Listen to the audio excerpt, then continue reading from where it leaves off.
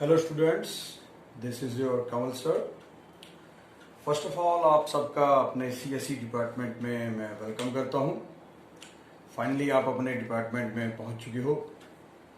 जैसे कि आप जानते हो कि फर्स्ट ईयर आप सबका कॉमन था, तो आपने फिजिक्स, केमिस्ट्री, मैथमेटिक्स और सभी बाकी ट्रेड्स के रिलेटेड भी सब्जेक्ट्स स्टडी किए थे। बट अभी आप सिर्फ और सिर्फ सीएसई डिपार्टमेंट के रिलेटेड ही सब्जेक्ट स्टडी करोगे। तो in this semester I will teach software engineering. Software engineering जैसे कि आपने ऑलरेडी कई बार ये वर्ड सुना होगा, और जब आपने ट्रेड सीएसई लेने का सोचा होगा तो मोस्टली स्टूडेंट्स के माइंड में होता है कि मैंने सॉफ्टवेयर इंजीनियर बनना है या डेवलपर बनना है।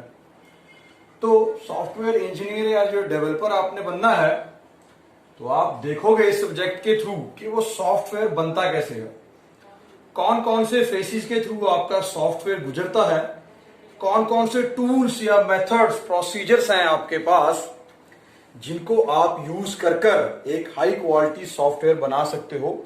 वो सब कुछ हम इस सॉफ्टवेयर इंजीनियरिंग सब्जेक्ट में डिस्कस करेंगे।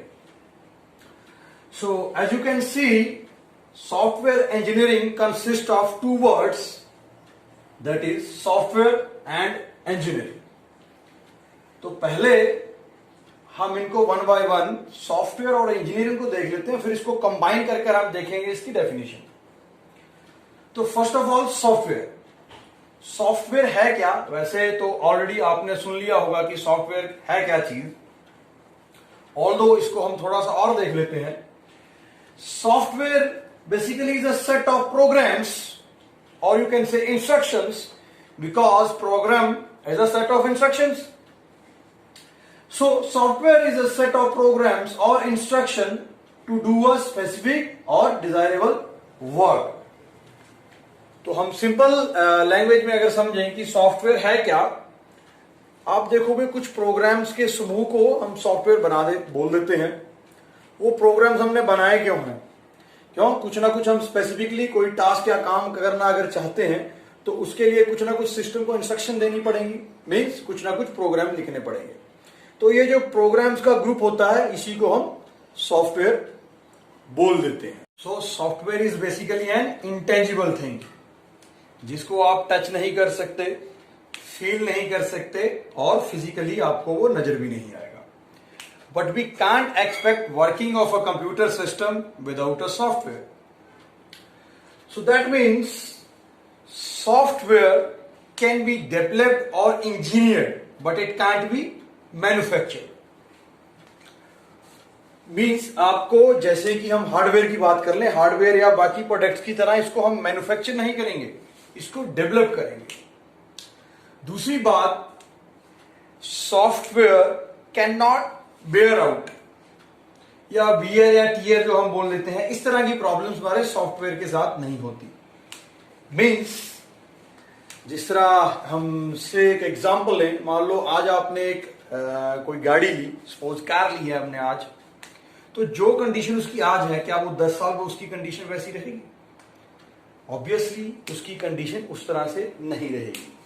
जैसे जैसे टाइम हमारा पास होगा, उसके फिजिकली जो है बियर और टीयर बढ़ते जाएंगे, तो उसकी मेंटेनेंस भी हमारी बढ़ती जाएगी। लेकिन सॉफ्टवेयर के साथ हमारी इस तरह की प्रॉब्लम नहीं होती। सॉफ्टवेयर जिस काम के लिए आज आपने बना लिया है, 10 साल बाद भी वो वही काम करेगा।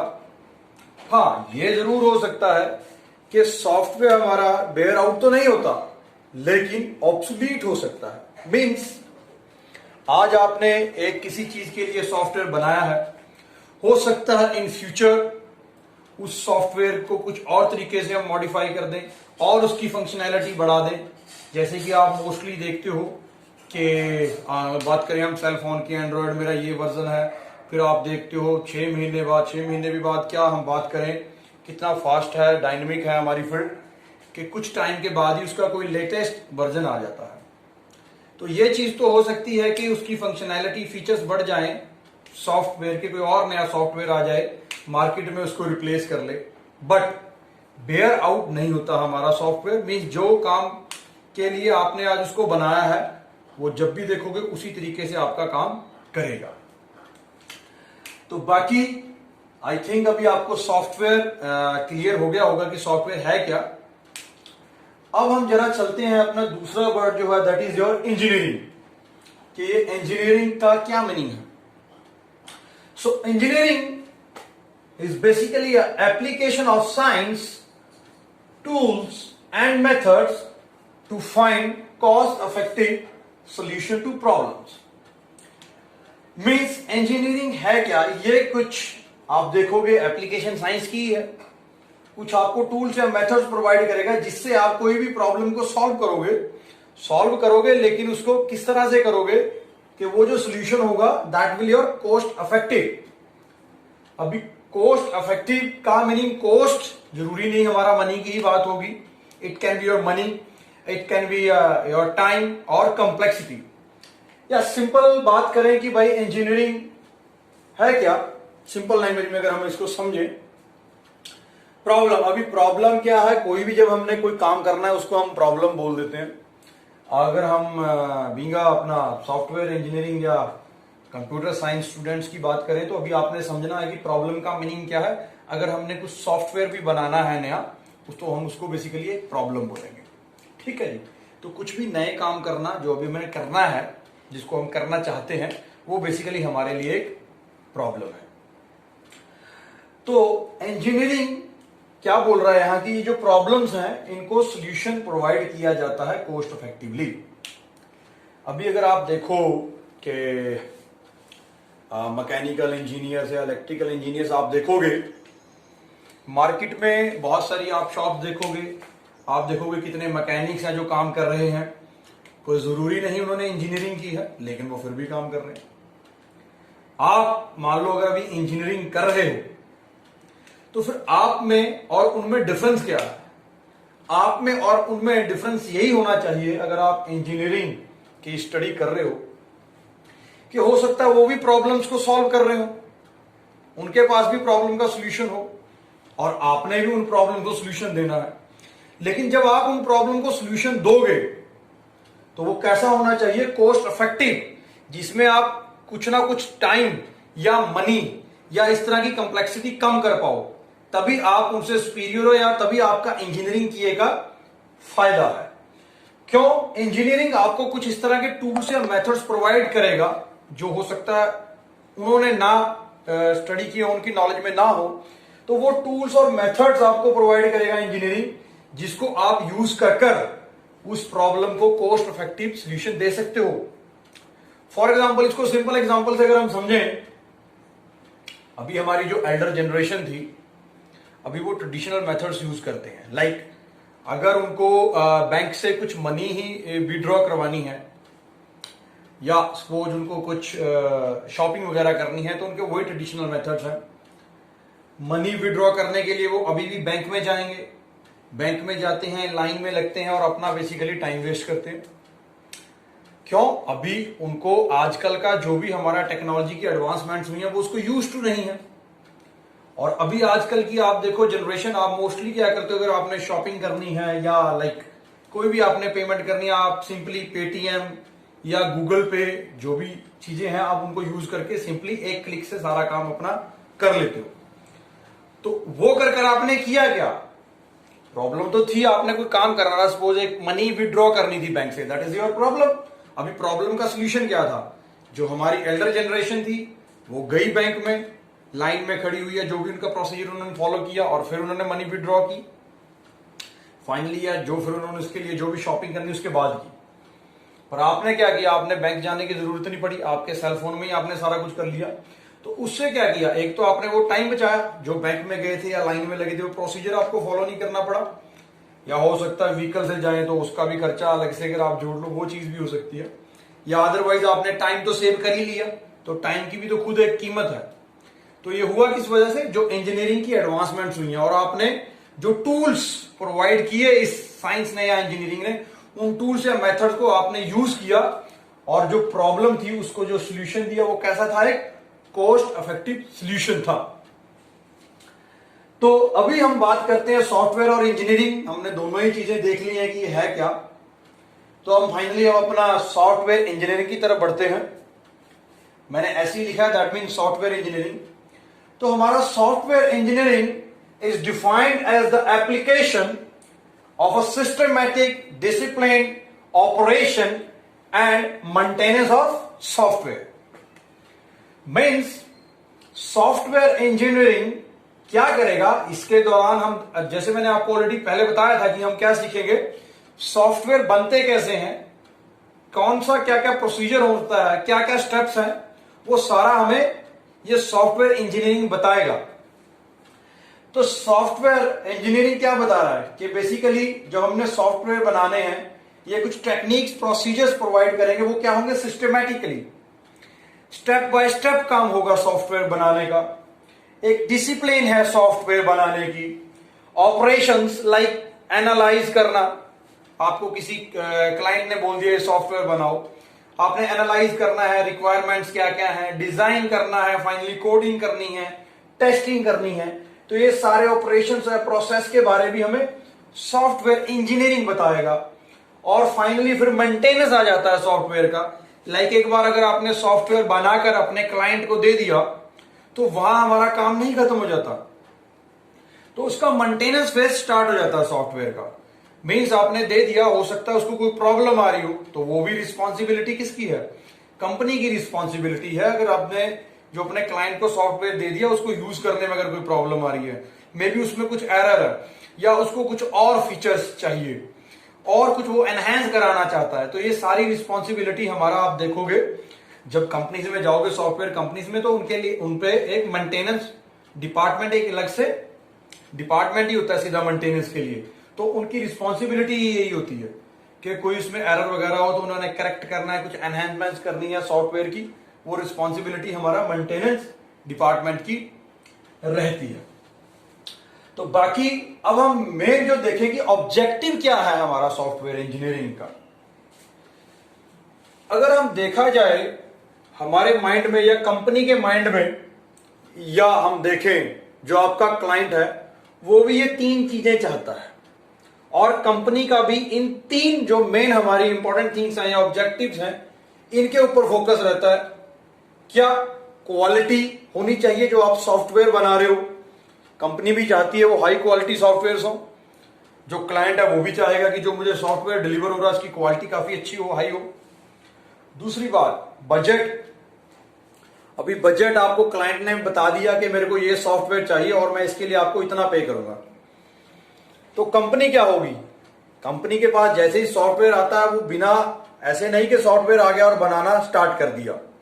अभी हम धीरे धीरे इस सब्जेक्ट में आगे यही डिस्कस करेंगे कि कहां से सॉफ्टवेयर डेवलप होना स्टार्ट कहां से होता है। तो एक बड़ा इंपॉर्टेंट ये फैक्टर रहता है हमारा बजट। तो जैसे ही कंपनी के पास कोई भी प्रपोजल आता है, कोई सॉफ्टवेयर उसने बनाना है, तो उसमें डिसाइड किया जाता है कि इसके ऊपर हमारा खर्चा कितना आएगा, कितने पैसे हमारे लगेंगे, हमारा बजट क्या है।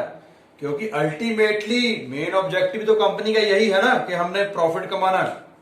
तो प्रॉफिट तभी कमाओगे जितना पैसा आपको क्लाइंट ने दिया, अगर उससे कम पैसों में हम उस सॉफ्टवेयर को बेसिकली बना सके। तो एक बजट डिसाइड किया जाता है, उस बजट के अकॉर्डिंगली ही हमारा सॉफ्टवेयर बनना चाहिए, जो कंपनी का फोकस रहता है। तीसरी बात, टाइम। कंपनी में ये भी एक बड़ा इंपॉर्टेंट फैक्टर है। वो चाहते हैं कि अगर हमने डिसाइड किया है, मान लो 3 महीने में कोई हमारे पास सॉफ्टवेयर आया, हमने 3 महीने में बनाना है, तो फिर वो बनना चाहिए। और सिमिलरली क्लाइंट के लिए भी ये काफी इंपॉर्टेंट फैक्टर है।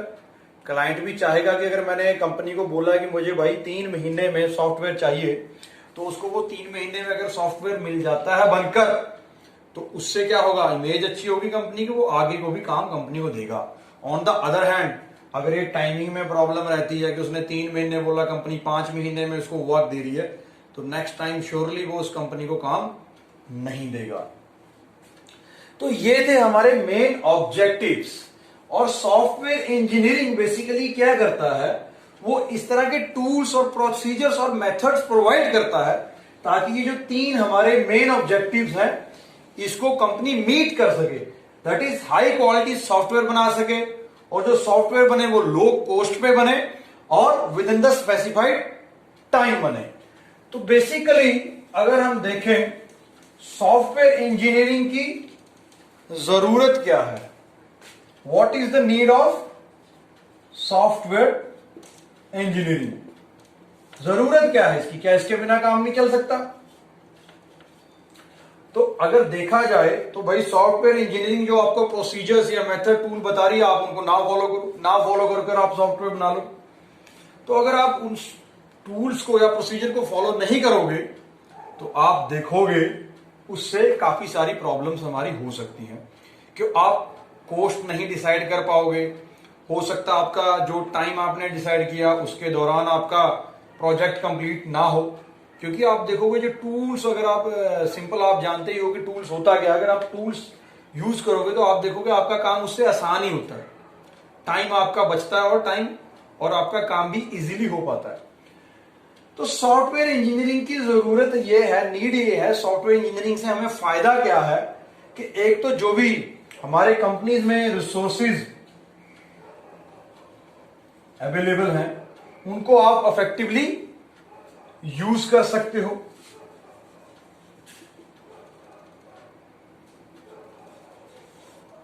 ओके, तो जो भी रिसोर्सेज है उनको एफिशिएंटली या इफेक्टिवली आप यूज करो। एक तो इस चीज की सॉफ्टवेयर की इंजीनियरिंग की हमें जरूरत है, क्योंकि जब आप सॉफ्टवेयर डेवलप कर रहे हो वो खुद में एक एक्सपेंसिव चीज है।